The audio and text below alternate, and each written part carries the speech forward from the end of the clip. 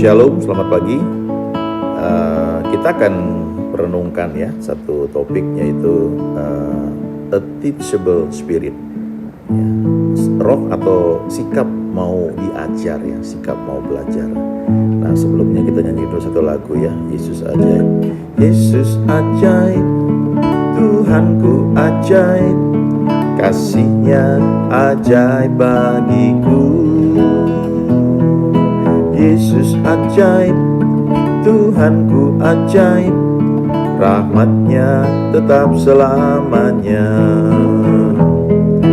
Yesus ajaib, Tuhanku ajaib, kasih-Nya ajaib bagiku.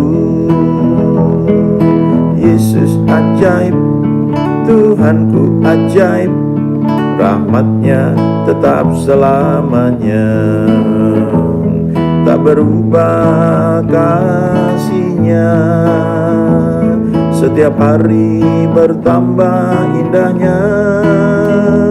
Sampai bumi berlalu dan habislah ragaku, Yesusku ajaib bagiku. Yesus ajaib, Tuhanku ajaib, kasih-Nya ajaib bagiku. Yesus ajaib, Tuhanku ajaib, rahmat-Nya tetap selamanya. Tak berubah kasih-Nya, setiap hari bertambah indahnya. Sampai bumi berlalu dan habislah ragaku, Yesusku ajaib bagiku. Yesus ajaib, Tuhanku ajaib, kasih-Nya ajaib bagiku. Yesus ajaib, Tuhanku ajaib, rahmat-Nya tetap selamanya. Rahmat-Nya tetap selamanya. Rahmat-Nya tetap selamanya.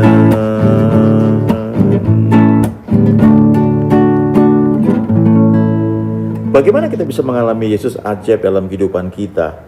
Ya, tentunya kita mesti belajar mengenal jalan-jalannya. Kita mesti memiliki sikap mau diajar, ya, sikap mau belajar, a teachable spirit.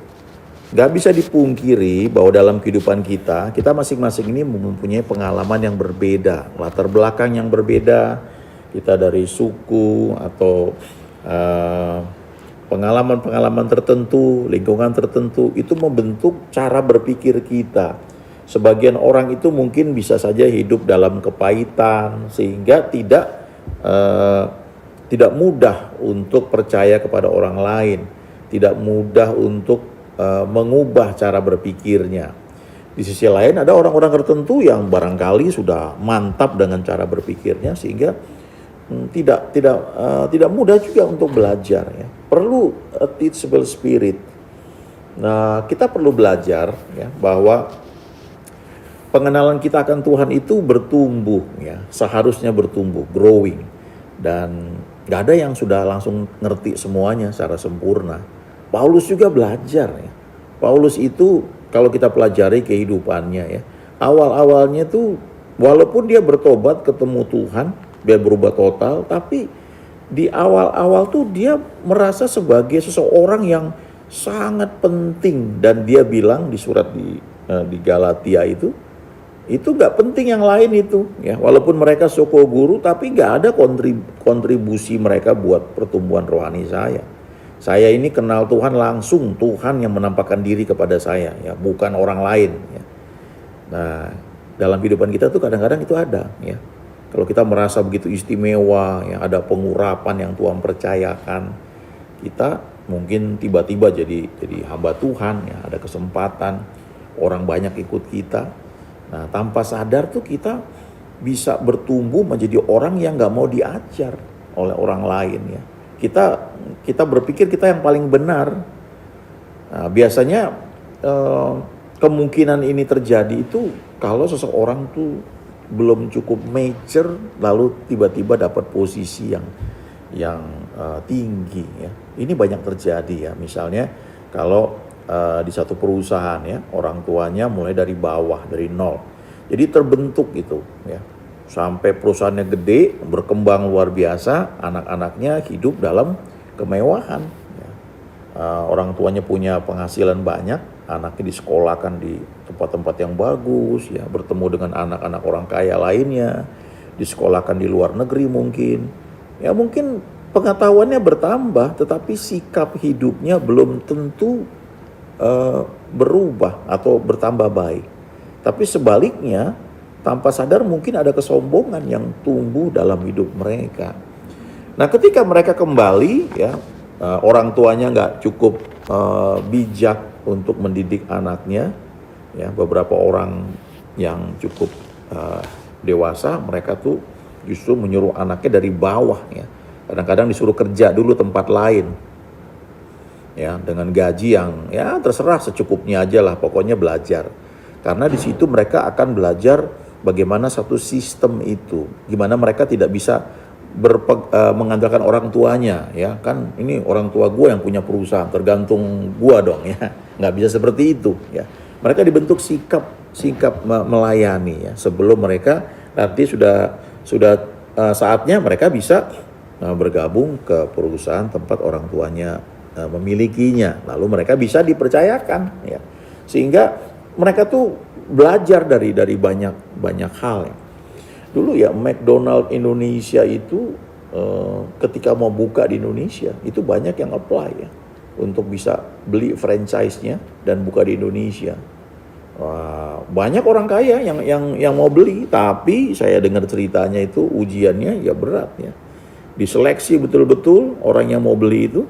Dan ketika orang tersebut mesti praktek kerja di McDonald di Singapura kalau nggak salah, di negara lain, dan betul-betul kerja ya di kasir sebagai pelayan, kemudian ngepel lantai juga, ngurus semuanya supaya spirit of servingnya itu ya, sikap semangat untuk melayaninya itu tumbuh ya, itu muncul.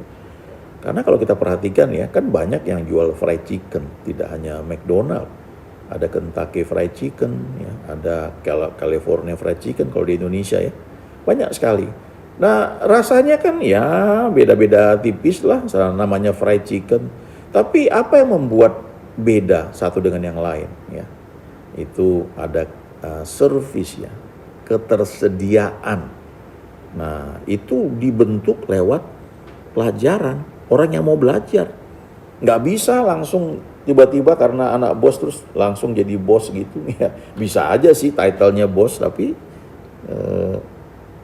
nggak punya sesuatu yang dapat diandalkan sebenarnya. Kalau kita lihat di Alkitab, Saul ya misalnya, Saul itu kan menjadi raja dengan undian. Jadi waktu itu memang Tuhan pilih tapi lewat undian, dan ketika dia terpilih, dia ganteng ya, dia lebih tinggi dari yang lain. Secara fisik ini orang yang cocok jadi raja.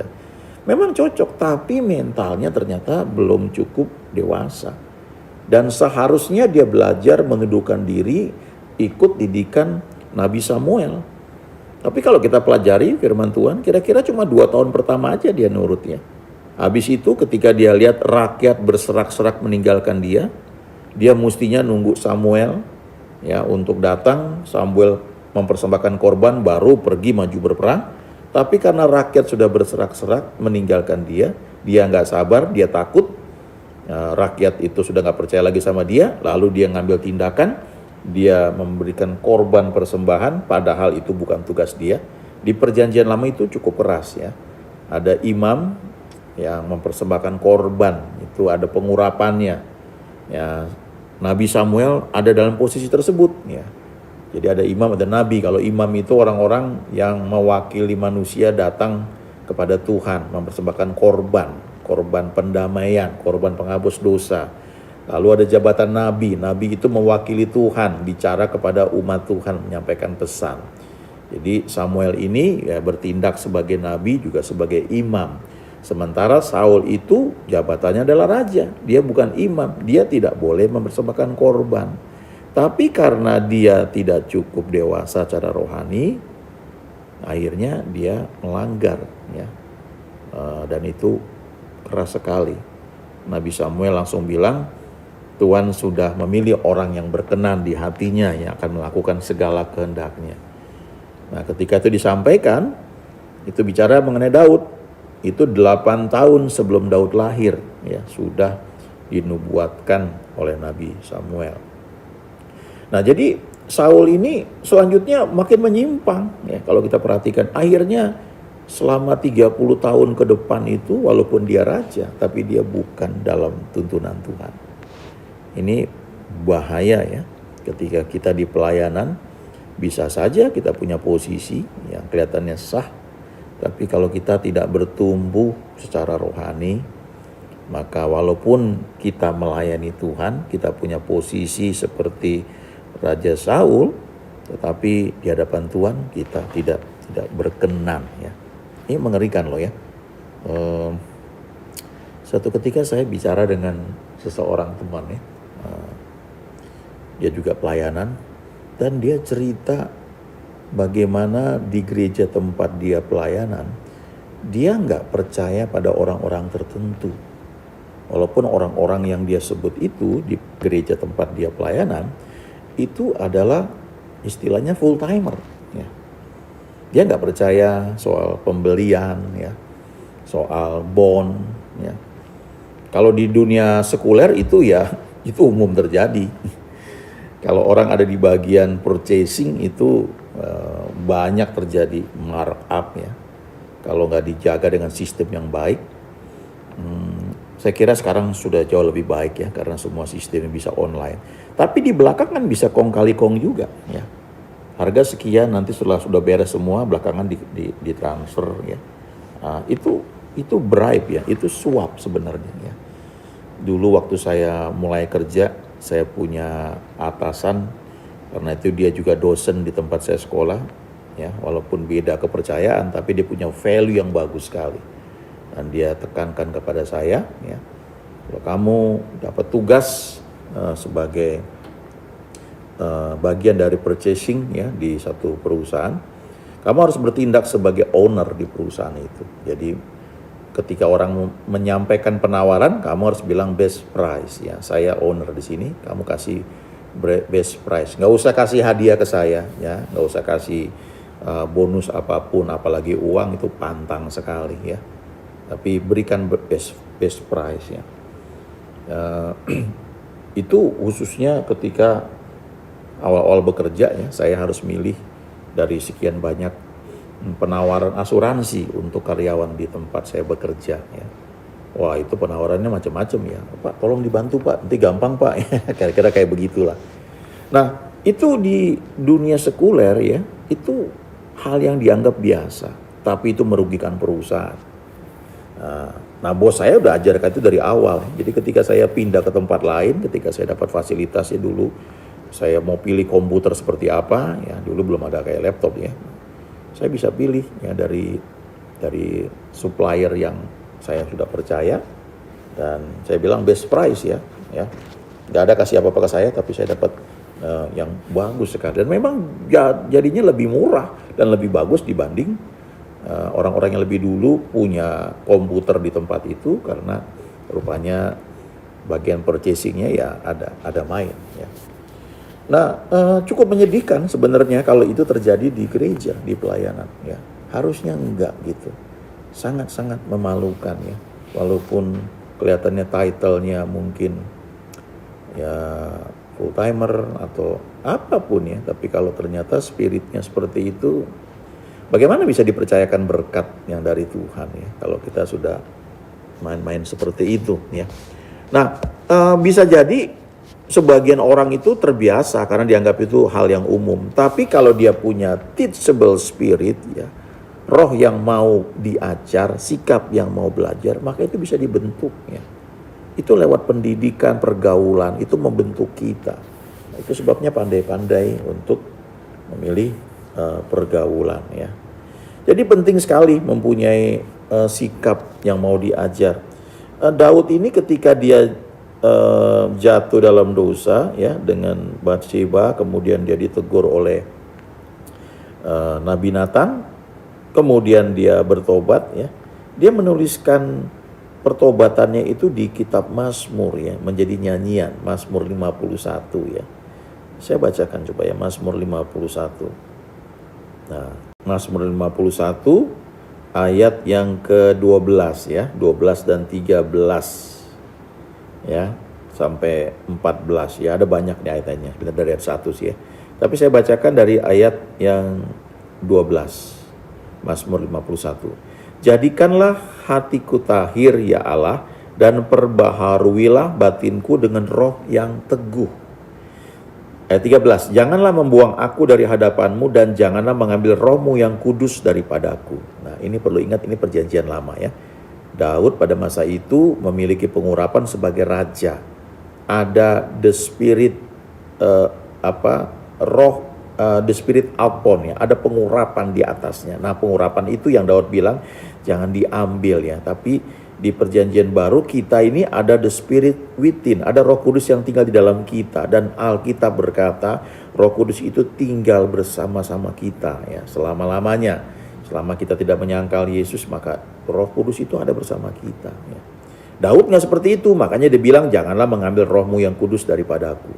Nah perhatikan ayat 14, bangkitkanlah kembali padaku kegirangan karena selamat yang daripadamu, dan lengkapilah aku dengan roh yang rela ya.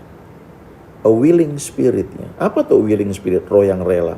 Roh yang mau diajar, sikap yang mau diajar, dibentuk. Kalau kita perhatikan ketika Daud itu dikejar-kejar sama Absalom ya, anaknya sendiri ya, dengan pasukan dari Absalom itu.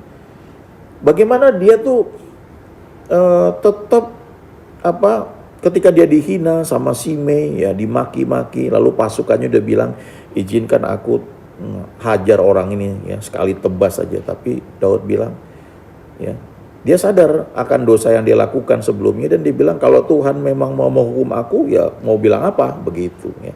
Jadi dia ini memang berdoa juga supaya dia itu selalu punya sikap mau diajar. Nah ini salah satu yang membedakan Daud dengan Saul ya. Kalau Saul ketika rakyat sudah meninggalkan dia mulai menyimpang. Dan ketika akhirnya waktu ada perintah untuk menumpas habis orang Amalek, kemudian Saul masih menyelamatkan jarahan yang baik, kemudian Raja Amaleknya itu masih dibiarkan hidup.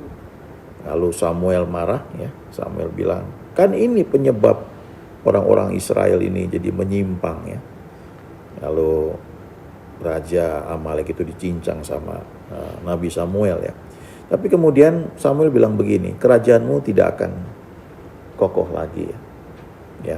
Tuhan sudah memilih satu orang, dan kerajaanmu akan diambil daripadamu. Nah kemudian Saul ini bukannya dia bertobat, berubah, menyesal seperti Daud ketika ditegur oleh Nabi Nathan, tapi Saul ini justru bilang, tunjukkanlah hormatmu di hadapan orang lain ya terhadap aku, kembalilah bersama aku ya. Jadi jangan gitu dong depan orang-orang lain, jangan mempermalukan aku, ayo ikut bersama aku ya. Lalu dibilang, maka aku akan ikut menyembah Tuhanmu ya. Bayangin ya, Saul ini sudah menganggap Tuhan yang disembah oleh Samuel itu bukan Tuhan dia lagi ya. Beda sekali dengan Daud ketika mengalami tekanan di Ziklag, rakyat mengancam mau membunuh dia. Tapi Alkitab berkata Daud menguatkan kepercayaannya kepada Tuhan. Ya, Daud memiliki roh yang mau diajar, sikap yang mau diajar. A teachable spirit. Itu perlu dalam hidup kita. Supaya kita senantiasa bisa belajar jalan-jalannya, hidup di dalamnya, dan dengan sendirinya kita akan menikmati yang terbaik dari Tuhan senantiasa. God is good all the time. Amin.